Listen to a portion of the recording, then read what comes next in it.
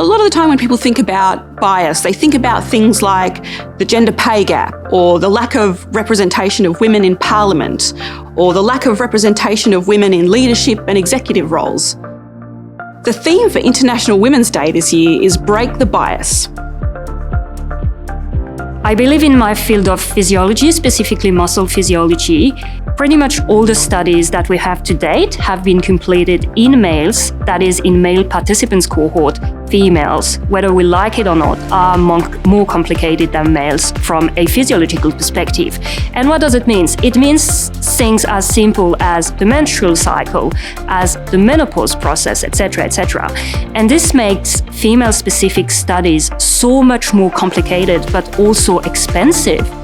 So that bias between males and females in fundamental research actually comes from a very practical place, but it doesn't make it right. And that's why I'm trying with my research to include females and try and catch up on this lack of female-specific research that's been lingering for the last 40, 50 or 100 years. I think there is a difference in the way that female basketballers are treated to male basketball players. The qualities of, some of my teammates, they're, obviously hardworking, committed. I think they're very flexible, adaptable, because I know, as female athletes, we do have a lot going on. Some of my teammates are working, have families. Carly has a 4-month-old baby that she has to, bring to practice. And I think we're all just very adaptable. We love having Kylan at practice. We're just strong.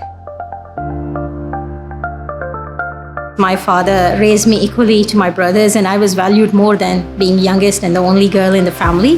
He valued me and my education, and he prioritized it above everything else.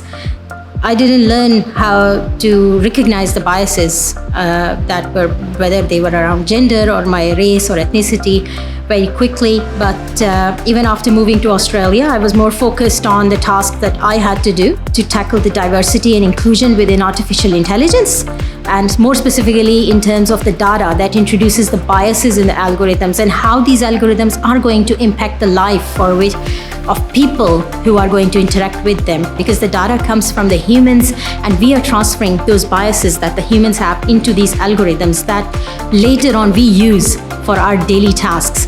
So we have to be more conscious about mitigating those biases, that they do not discriminate anyone based on gender, race, ethnicity, or any other identity. There's a bias that I think not just me, but any female educator faces, and that is a bias of students being more harsh in teaching evaluations of women compared to men. And this is not just my personal opinion on it. There's been many studies that have been done on this, and there's a lot of research evidence that shows this.